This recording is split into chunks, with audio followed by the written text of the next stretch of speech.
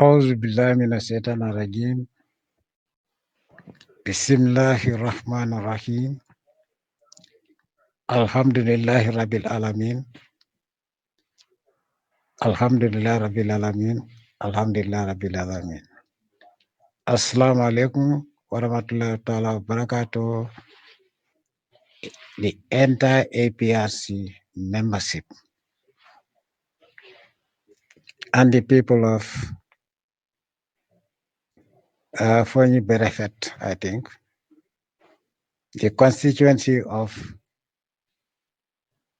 Colley,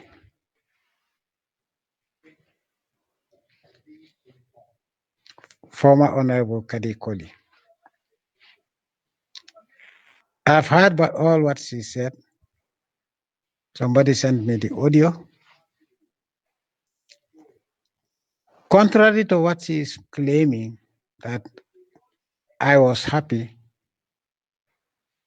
I was pleased when she told me that she was going to Adama Barrow.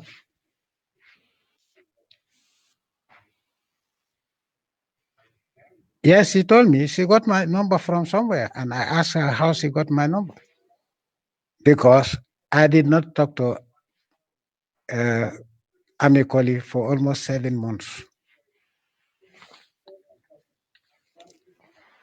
I have always been very careful talking to people. And there was nobody that wanted to talk to me without me referring that person to the people that I trust, and go there, and the person would sit with him or her. The person will send me an audio, and I will respond through audio to the telephone of the guy whom I trust to be a witness. She claimed that she talked to me more than any member of the executive. That's a lie. It's not true. Since she became MP, I spoke to her through somebody. She went to people, and those people called me with their telephone because I didn't want her to have my number.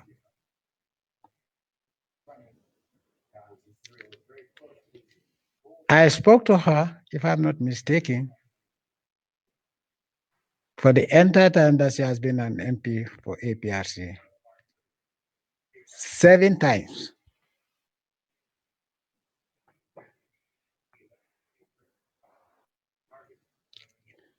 Seven times. The first time, she went to Adama Bojang of Ajamat, whom then I designated as my mother, because she told me that my mother was her sister, treated her well. I didn't know Adama Bojang before. So when I started talking to Adama Bojang, then one day Adama Bojang told me that one Amie Colley, I said, who is Amie Colley? He said, you're not a member of the National Assembly. I said, what is it about? She told me that Adama Barrow has been sending people to her. She wants to meet her alone. She has to go and meet her at the State House. So, if I'm not mistaken,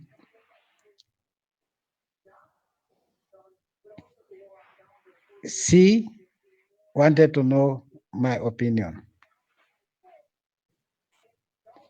What I told Adama Bojang was,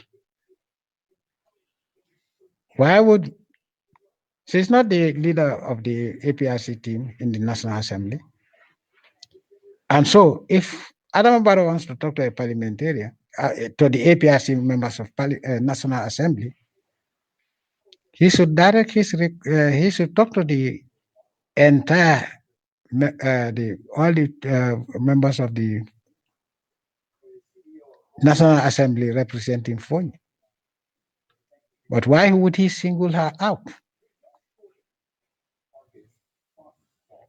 I told Adam Abarot, Astaghfirullah,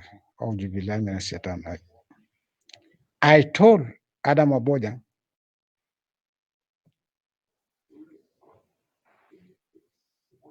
to make sure that to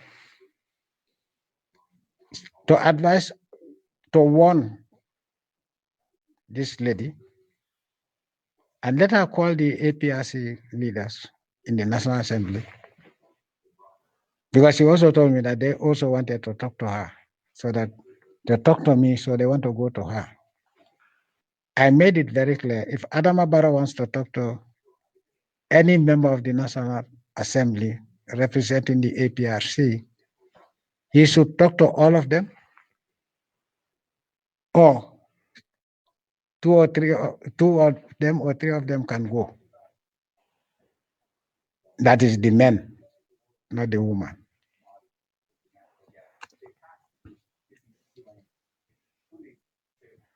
And I told her on no account should she allow Adama, Kadi, whatever, Amie Colley, to go alone to the State House without anybody knowing where she's going. That in itself smells foul, because there must be an ulterior motive.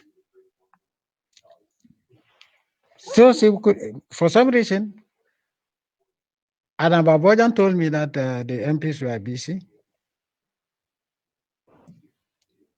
The MPs are busy. But Kadekoli is calling her.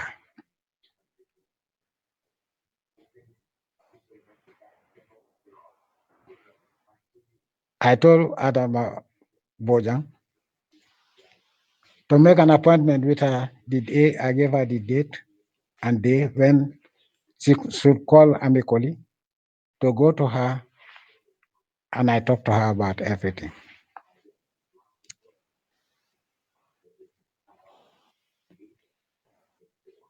That day she didn't turn up. But I told Adam Bojang what to tell Amie Colley, that on no account should she go there. Adam Bojang came back and said, she says she will take your advice. The other time, she went to Adam Bojang. I think that was the day after the opening of the parliament. She told me she was there then. She told me that,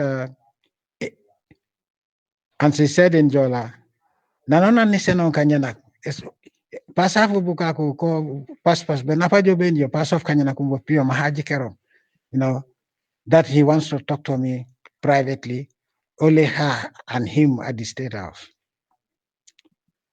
Amie Colley, were you not the one who told me this? Yes. In English, she told me that each time we have an occasion to meet the president at these public occasions, okay, all the rest of the MPs of APRC will just shake hands and pass. But as soon as I go, it is my turn. He will hold my hand and be looking at me and try to discuss with me. And she said, I'm very uncomfortable, so I always, okay, thank you, this and that, and I try to find a respectful way of just moving ahead so that others can greet him.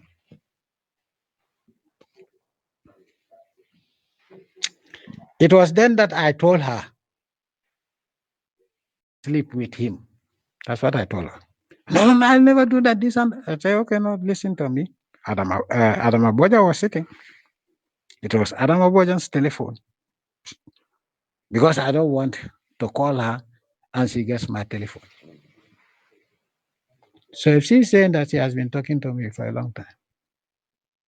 But this particular day, I told Adam Aboja, tell her in the presence of Adam Aboja, go there without anybody knowing. They come and pick you up and take you to the State House. Nobody would know about it. And if you do that, you'll end up dead. And I told Adam Abojang, let me tell you one thing. This guy is full of sacrificing people.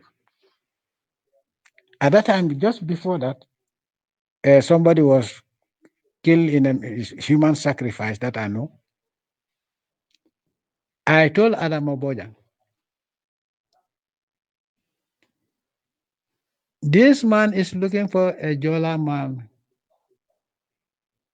whose surname is Colley, a Jola man or woman. Now that maybe he was told by the Marab that it should be a woman, and that is why he's so fascinated, so obsessed with getting this lady at any cost. I told Adam Abojang, you are my witness, and if Adam Abojang doesn't come out and narrate what I'm saying, tell the people what has happened, I'll release an audio for Adam Abojang herself. She will regret it for the rest of her life. What happened? I told her, you will know. I won't tell you what's going to happen, but you'll see. I think a Marabu told them to sacrifice a Jola woman. In the absence of a Jola woman, then they can take a Jola man, but the surname should be Colley. Why Colley, I don't know. I know what Adam Mubarak is doing, what they have been doing, and they are doing still the same thing. That will not save them anyway. You work with the devil, Allah will never back you. The country is suffering. Exactly 3 days later, they sent me a video. They sent me a video, no, a photograph of somebody who has died at the State House. And his surname is Colley. I call Adam Abojan. I don't know, Boni Regi. Now, how can I send her the video and the audio? And started crying. Whether crocodile tears, I don't know. But she cried. Tell me, hey, and do not like more. I told her, whatever I tell you, that is the way it is. Now, if she wants to go to Adam Barrow on her own, I don't care. You are my witness. When I advise somebody not to do something, and you do it, whatever you see is your own problem.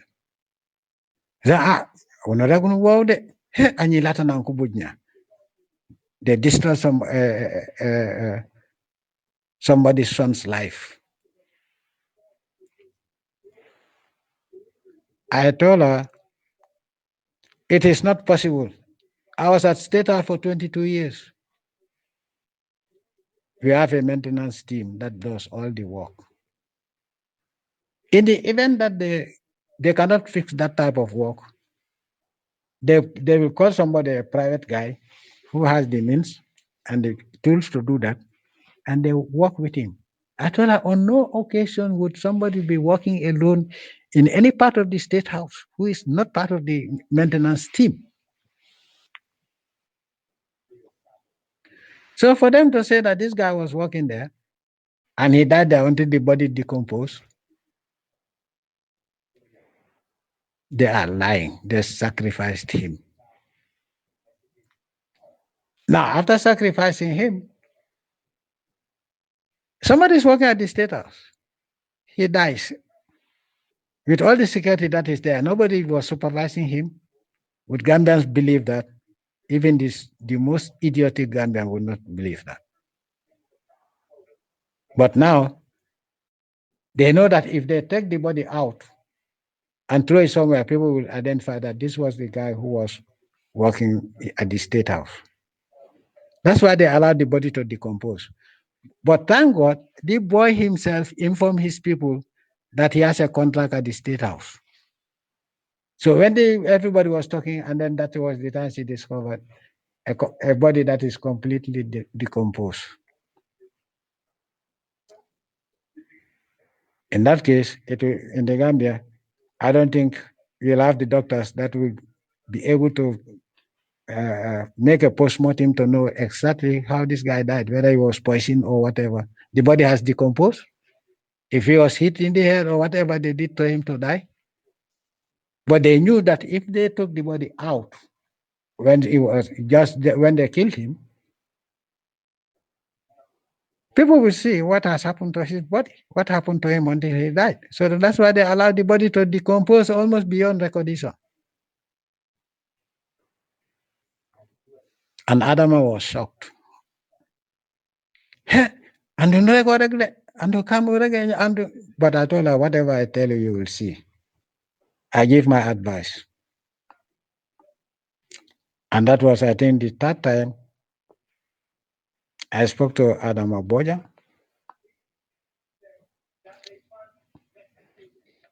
about Amie Colley. Unfortunately, she says she wouldn't. Each time she talks to the rest of the National Assembly to come there, they told her that they were very busy. And I think around that time, they were very busy. So the meeting with them never took place. But I told her to warn them that if Adam Abara calls, if he want a male member of the National Assembly to go and talk to him in private, let all the members of the APRC National Assembly go to him. If he doesn't like it, let him go to hell. That's what I said. So that is 3 times. The other time I spoke to uh, Kadir Colley, that time I was the one who told this guy, my son, Molfa, to call this lady to come to Kanilai. There's something I wanted to tell her. Because there was something I saw that really made me pissed off, excuse my language, that made me very angry. The first time I saw it, I said, oh, maybe this is just a passing thing, but it became a habit.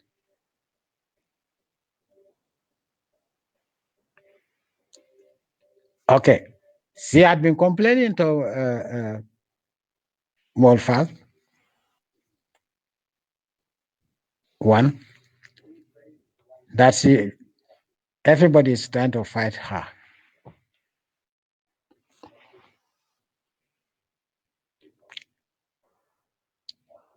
So I told Molfag, since she's telling you to tell me, tell her to come to you so that you can call me and I'll listen to what she's concerned about and we'll find a solution. I'll find a solution by the grace of the Almighty Allah.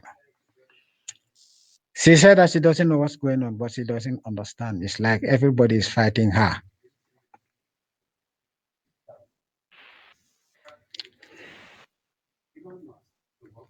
Okay. And she said she was going to spend the night in Kanilai. First, I told Morfa when she's coming to Kanilai, let her come with her husband. Because I will not, what she's asking for, I will not discuss with her without the presence of her husband. But she went alone. I explained to her what needs to be done. Okay. She said, okay, okay, she would need my intervention to protect her. I told Monfal, okay, she didn't come with the husband. He said, no, but, oh, no, I tell him about your problem. No. I will not talk to you about things that are, you know, for your well-being and for your protection. I would prefer that both of you, I will arrange for you to go to somewhere. After that, nobody will touch you. But I would not want you to go without the husband's approval And I also want the husband to go because he also complained that the husband also is having problems.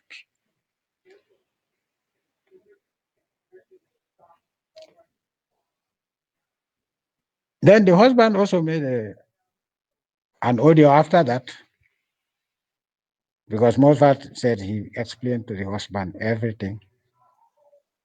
And the husband was very happy. And they were, anytime I'm ready, let me inform him. Let me inform Mofat. Mofat would inform them. I made it very clear. Now, it's for him, the husband, to say, I agree, but I don't agree. So let it be very clear. And he has to tell me whether he will go with her. Now, if he decides he goes alone, she cannot go there alone. Somebody has to show them the way. After that, it was silence. I didn't I didn't hear anything from them because they were supposed to say yes, and then I have to make an appointment for them. Yes.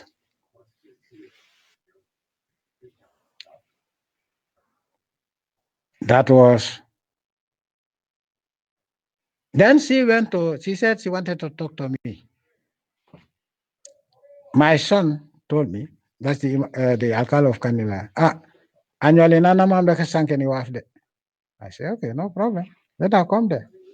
Okay, but that particular day, I told her, you have a vehicle, you have to go back to the hospital. You cannot spend the night in Kanila. Why? Just go back. You cannot spend the night in. You can go. Your place is not far away. But to spend the night in Kanila, you came alone. I will not want that. That is not going to happen. Then she knew I was serious, and after I said, "Okay, man, okay, I'll have to go back to Kanila, and I have to go back home." Okay, but then she didn't tell me. So when I asked Mulfa, I said, onama mande, nane, atu bemod. I think Najam for mafia. She went home because she said she's going home. I think she heeded your advice.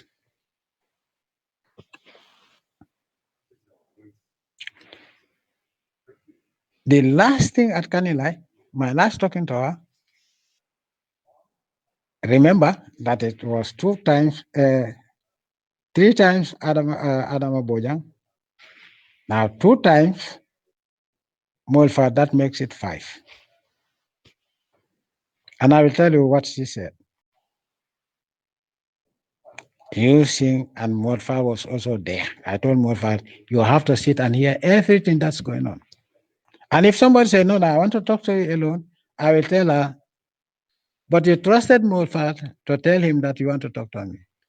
And now you don't want to talk to me while Molfa is present, then you can pack and go. I used to tell my son, if anybody says he wants to talk to me, you have to be there to listen for tomorrow's sake. If he doesn't want that, tell the person to go home. If you need to tell me. I'm not going to be diplomatic about this. He trusted you to say, okay, if I go to Molfa, I'll talk to the president. Now, what he wants to tell me, he doesn't want you to hear. Tell her to go to hell and try to connect from there. But I'm not going to do it. So Molfa knows that what I mean. When I say something, he knows that I'm in business. Then she came, and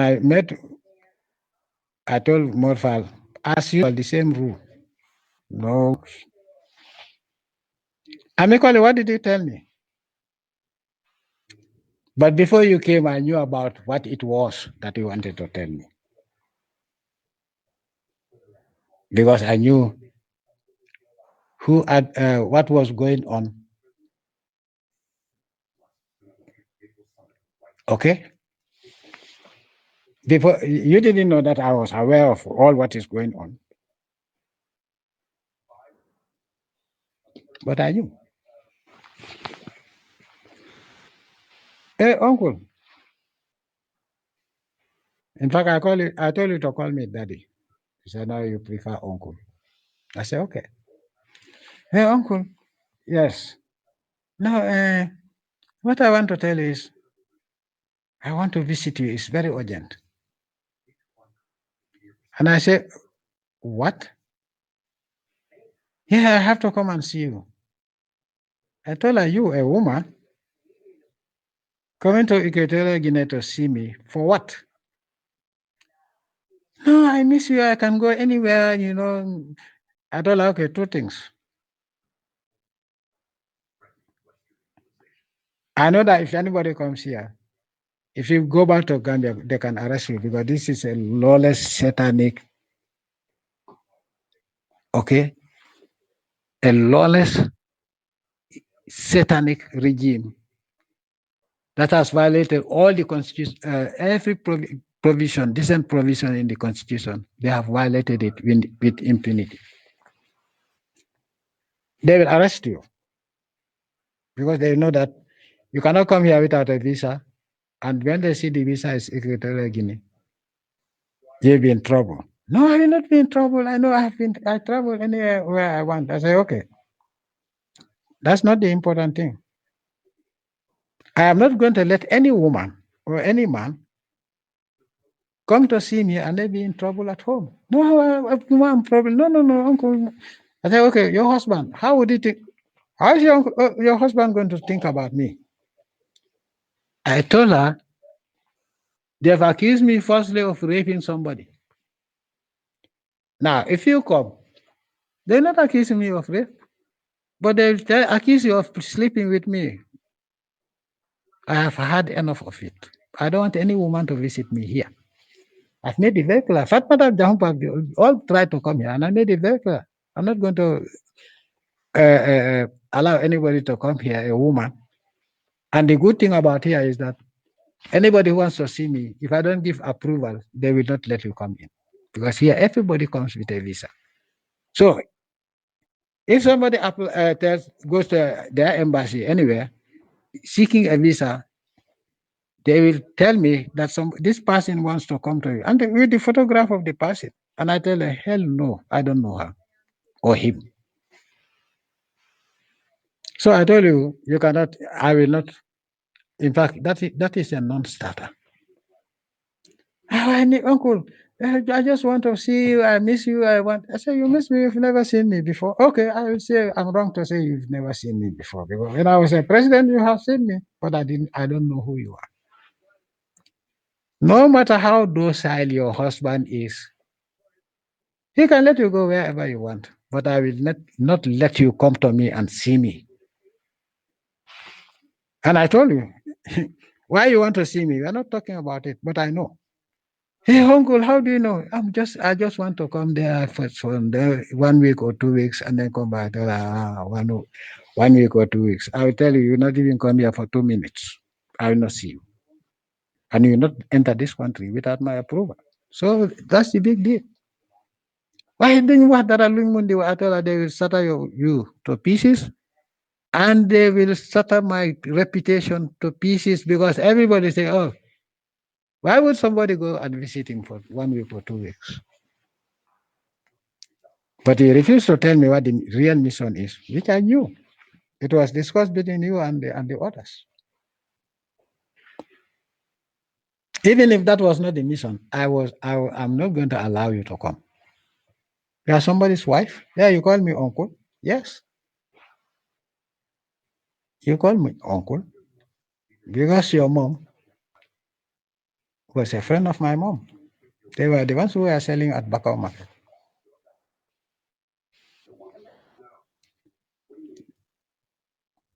Okay, so that is five. He said, I talk to you more than anybody else, just to prove to the people that you are not telling the truth. That was 5 times. That was the fifth time. So I told him, no, I'm not going to do that. Did you talk to me again? I didn't talk to you because I have nothing to talk to you about because I know what your mission is. It's a very evil mission. And if it is not evil, I know you can swear to the Holy Quran without knowing that you are lying. But the bottom line is, that was the last time I told you hell no, and I made it very clear to Molfal. She is not going to come to me. So let her not even raise the issue. Let her not even remind you about she wants to come, she has been going to China, whatever. I said, this is not China. I am not also Xi Jinping of China. I don't want to see her here. And if she applies or she comes to the airport, I'm going to tell her to send her back because they will call me and find, somebody here wants to see you. I'll tell them, I don't want to see her. Yes. So that is the fifth time. The sixth time, after 7 months, you call me on my number.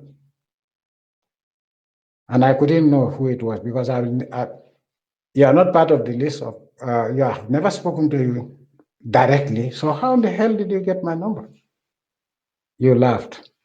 Why, Uncle, I got it. I said, who gave you the number? Can you deny that?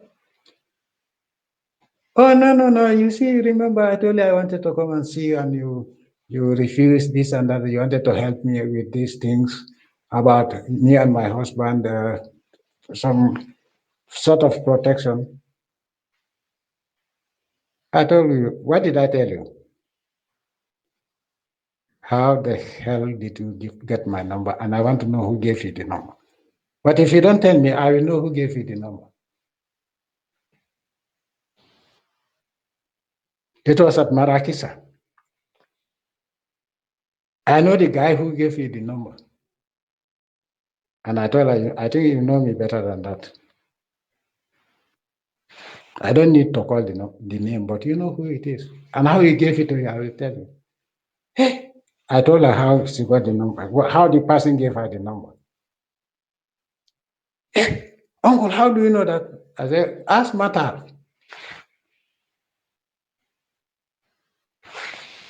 Ask Mata whether I know it or not. He will tell you, yes, anything I can do better than that. I know who gave you the number.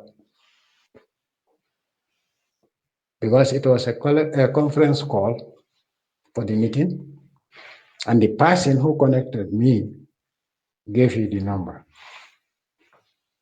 But to throw her off, I told him, Mata gave you the number. She said, hey, Uncle, you want to know who it is? I told her, yes, I know exactly who it is.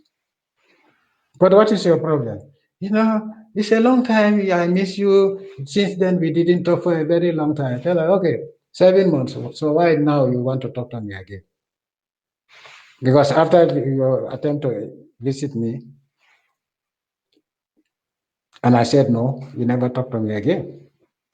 Through you didn't, my son, Alcalo never told me that your daughter or whatever, your niece wants to talk to you. So now what is it? No, uncle, no, I miss you and I need to talk to you. I want to hear from you, whatever. Say, oh, you miss me and you want to talk to me, I want to hear. Okay, tell me what you want to hear from me. And be quick because I'm going to pray. You had the Adam? She said yes. I said, okay. You have 3 minutes because I have to pray. I don't want to miss the prayer time. No, okay, I'm just greeting you. I say, okay, thank you. Then you continue to talk for about 15 minutes. I don't hang up the telephone on anybody. But then I know it is going to cut off because when your credit is finished, I'm not going to call you. Then the credit was finished. I went to pray. That was it for me. But you waited, I think, a week later. Then you call again. And the first thing I ask you, what is going on? Why, we have to compromise with these people. I say, which people? Tamba and others. I say, I told you, you are a member of the executive. The executive knows exactly what my conditions are. Go back to the executive and you people discuss that. You are a member of the executive, you are a National Assembly member. Did they discuss that with the other members of the National Assembly? No. Say, so why do you think you come and talk to me when you are not the leader of the the APRC team in the National Assembly? Anyway, what I will tell you is, hell no. No, it's uncle. You know, everything has to be discussion. I'm not telling you to discuss with anybody. You go to the National Assembly, the chairman knows my instructions, and I stand by what I said. We are worried about you, this and that. I say, who asked you to worry about me? You're coming, I tell her, my coming has nothing to do with any damn human being. I tell you this. No, okay, I will tell you. I say, okay. I want to go to, NPP has been, Adam Abaro has been insisting, and I think that I want to help my constituency. You want to help your constituency? So you're going there for money? What did he tell me? No, I have so many projects, and Adam Abaro has been doing a lot for other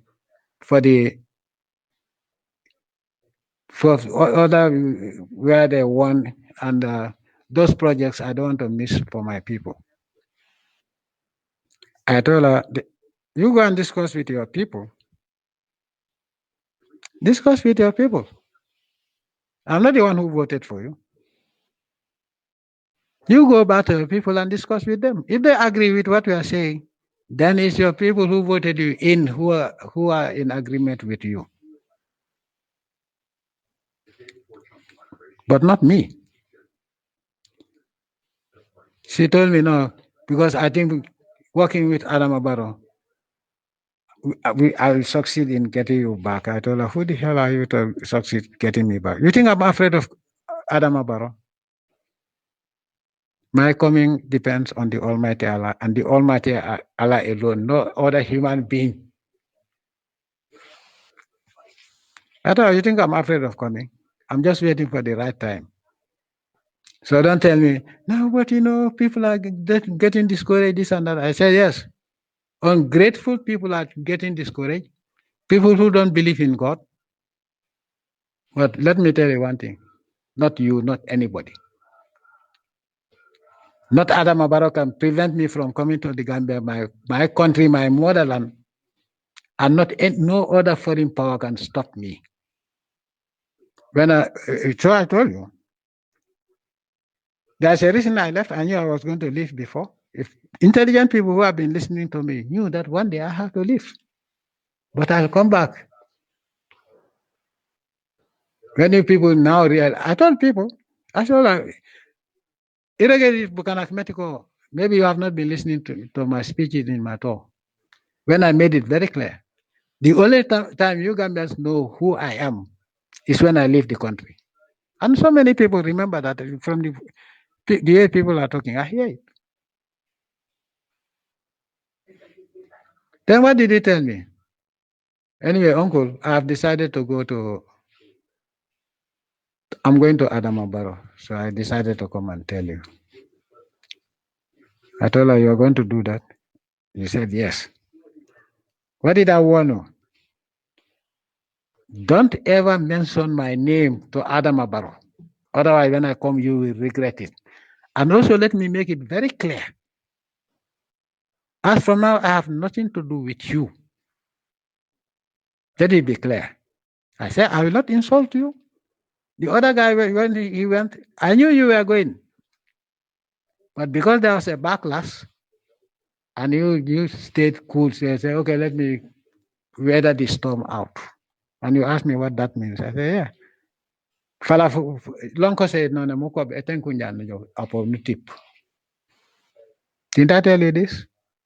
But as from today, you have nothing to do with me. Don't call me uncle, don't call me anything. And don't even dream of talking to me. I told her, even when I come back to the Gambia, you're not coming back to my party. You stick there. And what is going to happen to those people will happen to you because you are with them. So you told me you have gone. So what's the point of telling me? You said, in fact, I didn't need to know that you are going. So for you to sit there and say that I was happy when you went, when you told me that you are going to Adamabara. This is what I told you, folks. I will not. Your people agree with me. You said yes. Your people agree with you. But I told you, your people agree with you. It's not my problem. They voted you in. But as far as I'm concerned, I have nothing to do with you. Don't praise me. Don't say any. Don't even think of talking to me again. It's finished. It's finished. I don't. I want traitors. No, uncle, I'm not a traitor. I said, if you are not a traitor, then there must be something worse than that. But I didn't go further. And all the time I was looking at the meter of my telephone. I know you very soon your credit is going to finish. So for you to stand there and say, "Oh, you talk to me more than anybody else," that's a lie. So that is the seventh time you talk to me, and that is the last time you ever talk to me. I told you I have nothing to do with it. Even if you come, yeah, when I come back, even if you crawl from Banjul to Kanilai and ask for forgiveness, in fact, you not enter Kanilai in the first place. I don't want to see your face again. In the hereafter, I don't want to see your face. Hey, uncle, what are you saying? I told you I don't want to see your face again. For you, for me, it's finished. I told her, how many times did I tell you about Adam Abaro? And you want to go, there's something between you and Adam Abaro, but not between me and Adam Abaro that you will be the catalyst. If you talk to Adam Abaro about me, you'll pay a high price. That's what I told you. So somebody who's happy about you going to Adam Abaro will tell you these things. I want this audio translated into different languages. 7 times lack of Wahamo. Okay, the other time, yeah, okay, I skipped the other one. That one, what did I tell you? I'm the one who told my son, the alcalde of Kanila, to call you. Why? Because I saw that you were very close to, unusually very close to Yahya Tamba. And it was obvious. Wherever there's an occasion, you are always very close to Yahya Tamba. And I told you are married. No, including myself, no man like me would allow such nonsense to happen. And I told you when you cut the cake for my birthday cake, you take a piece and put it to Yatamba's mouth, and she puts it also in your mouth. Are you husband and wife? I asked you. What did he tell me? I told you to fucking stop that.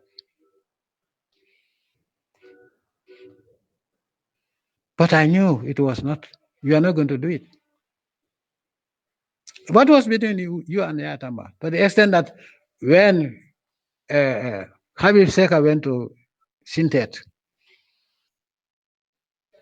when he came from Baitulai, he went to Sintet.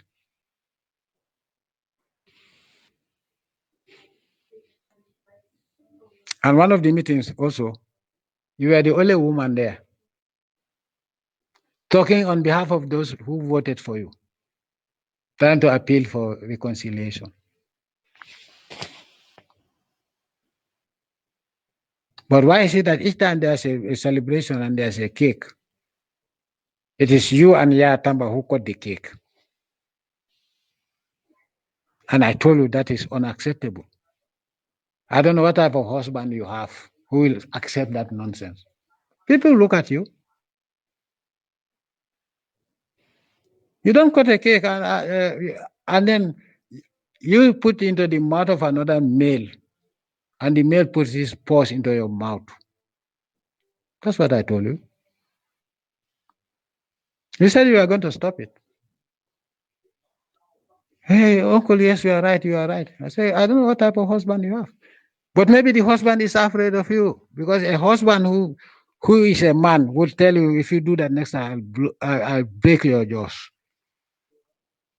I told her, if it were me, I'll break your jaws into pieces. Is he your husband? And I told her, you destroy your reputation because nobody would trust you. He's not your husband. He's not your brother. And it's not his birthday. It's my birthday. But why don't you damn just share the cake as it is? Why can't say the cake? And it is now become a routine. Wherever there's a meeting, I don't have been observing. Wherever there's a meeting, you sit next to a Tamba. Why?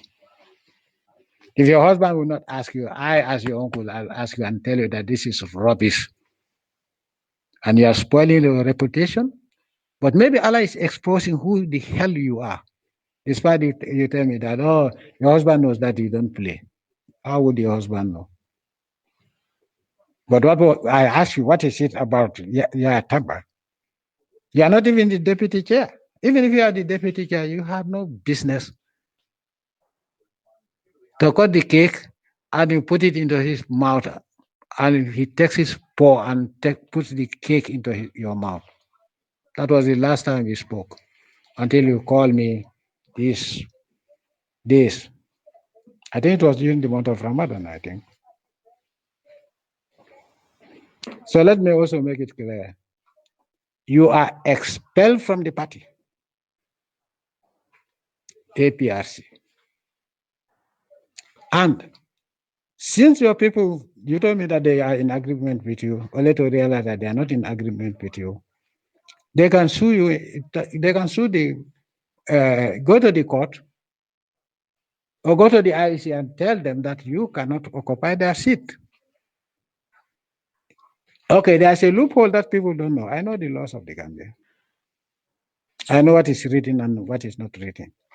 Now, in the event that you want to sit on that seat and they don't want it, they should take a lawyer and take the matter to the court that you voted for her, they voted for you, and you decided to betray. You cannot use their vote to be a member of the parliament. And if they go to the High Court, the High Court is going to uphold that decision. So that will force them to call for a by-election. Because they told me that during those days, if you leave, the IC would call a by-election. They told me that that clause has been removed from there. I told somebody, look at the clause. If did they put a provision to say that once that is done, it's a done deal. Nobody can challenge the seat because people elected you. So yeah, if they are in disagreement with a traitor like you, I realize that there's no such clause that prevents somebody from taking the matter to court to retain their seat. You go find a seat in the NPP. You cannot even be a member of the parliament as long as you are not elected. Period. So it's up to your people. Now that they don't agree with you and say, I was happy. You spoke to me 7 times. I think I've elaborated everything. So I want this audio to be played for all the members of the APRC and non-members of the APRC to know that your claim, what you claim, yes, you spoke. But 7 times, you want to tell me that you talk to me more than anybody else. What impression are you giving? I don't forget things. I have my brain intact. My memory is intact. Now, if there was another day we spoke, you and me directly, tell me. And you can swear to the Holy Quran. It's not true. I've never, the only time the last 2 times you called, when you called me, if I wanted to talk to you, I would have called you back. But I waited for your credit. I saw your credit going to run out soon. I was patient with you, and then it ran out. I never called you again. And then you called me later, about maybe 2 weeks, or I can't remember. Yeah. I want to thank everybody, every Gambian, Every Gambian, enemy or foe, I love all of you. What is happening is a horror film playing out in a peaceful, peace-loving, development-oriented country called the Gambia. The crime that is taking place in the Gambia is worse than in Mexico or Colombia. Nobody has ever been prosecuted. You Gambians also were complaining about my checkpoints.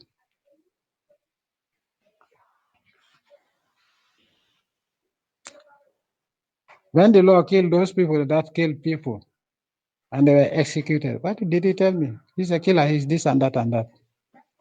Now you know the reason. But I told you one day you will beg for killing executions. Nobody's going to listen to you. That's the day that has come.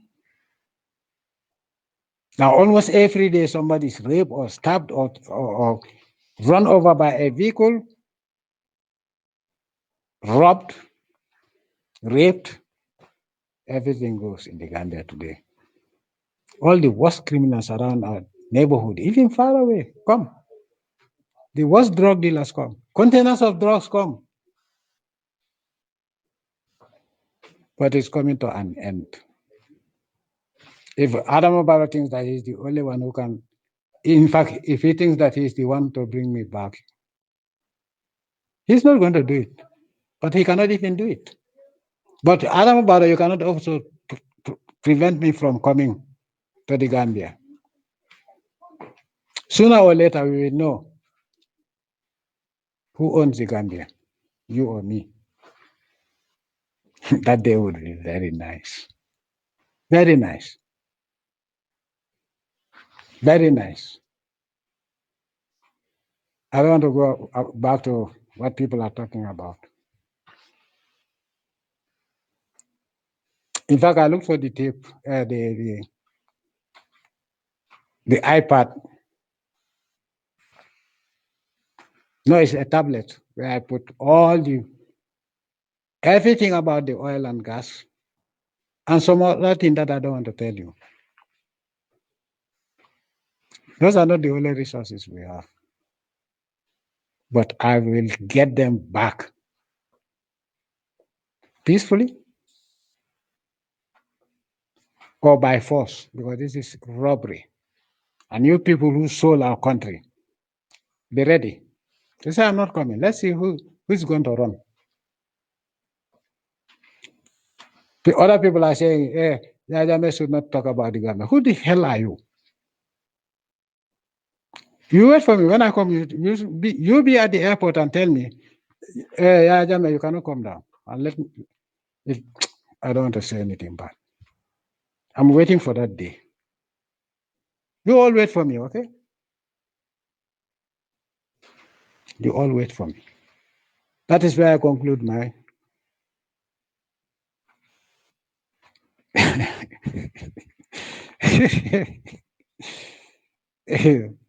You know, those ask the soldiers who know me. Sometimes when I laugh, what mood I am in.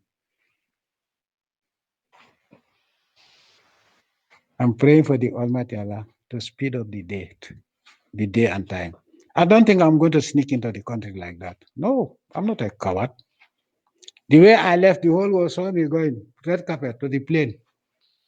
That's the way I'll come down out of the plane to a red carpet. If you don't put a red carpet there, you, I swear to God, billahi wallahi talai, billahi wallahi talai, billahi wallahi talai, billahi wallahi talai, billahi wallahi talai, billahi wallahi talai, billahi wallahi talai. Wait for me.